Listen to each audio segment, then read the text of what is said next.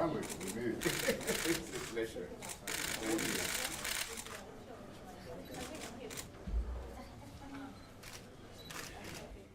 It's my pleasure to welcome here in Israel, in the Holy Land, and in Jerusalem, the President of Nigeria, Mr. Goodluck Jonathan. I think that this is a meeting long overdue and much welcomed. We've had excellent relations between our countries, and they're improving even as we speak over the past few years. But this is the first visit of a president of Nigeria in Israel, and I'm sure it will not be the last. It is something that will give us an opportunity to strengthen our ties even more. I look forward to doing that in every field, in trade and investment, in tourism. There are thousands of pilgrims from Nigeria that visit Israel. We would welcome many more, and we'd like Israelis to go to Nigeria. Many are going as business people who are increasingly interested in the investment possibilities of Nigeria. We are a partnership of peoples and a partnership of interests, and the key interest is fighting terrorism. I know, Mr. President, that you have been plagued by the scourge. I want you to know that Israel has been on the front lines of fighting terrorism for many years, and we've done so successfully, and we stand ready to help all responsible nations fight terrorism. You're a responsible leader of a friendly nation, a responsible nation. We stand with you in your great effort to stamp out terrorism. I can say that the foremost sponsor of terrorism in the world is Iran. And this same Iran is now on a quest to preserve its program to achieve nuclear weapons. I just heard Iranian officials say that the talks, the most recent round of talks, were useful and constructive. Well, I'm sure for Iran it's useful and constructive because they just win time in order to continue their enrichment program to create fissile material for nuclear weapons. I think the talks will be useful and constructive when the pressure on Iran will get them to cease and desist their nuclear program, to stop enrichment, to stop their heavy water plutonium reactor. Both of these are used only for nuclear weapons. They're not needed for civilian nuclear energy.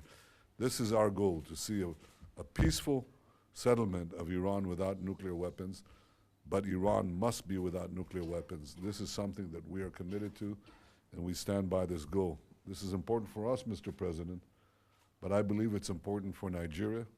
I believe it's important for Africa, for the countries of the Middle East, and for the world. Iran with nuclear weapons will threaten all of us, and it will threaten the peace of the world.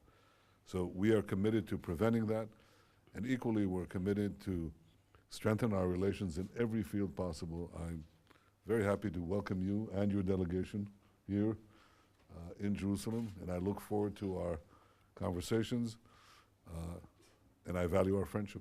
So welcome to Jerusalem, Mr. President. Thank you. Thank you, Your Excellency, the Honorable Prime Minister, Mr. Benjamin Netanyahu. Let me commend you and your government for what you've been doing for the world generally. Specifically, you know, I came to your beautiful city for religious reasons. I came in on Thursday morning, and since we came in, myself and my delegation have very warm welcome from our brothers and sisters from this great country of Israel. And we are quite pleased with that. Thank you very sincerely. And just like you said, Nigeria and the state of Israel have very warm relationships, even though at the top level there's a limited exchange of visits, which I believe my coming here this time will open that door. Correct. For us also to soon receive you, Thank you. In Nigeria. So I was here in 2007, December 2007. Then I was a few months old as a vice president of my country. But since I assumed office, I have not been able to come. I said that I must try and come to the state of Israel before the next round of elections coming up in 2015. So we are here primarily for that, but we feel that let us use this unique opportunity to have this little bilateral talk to further strengthen the ties between Nigeria and the State of Israel. You've been helpful to us in quite a number of ways.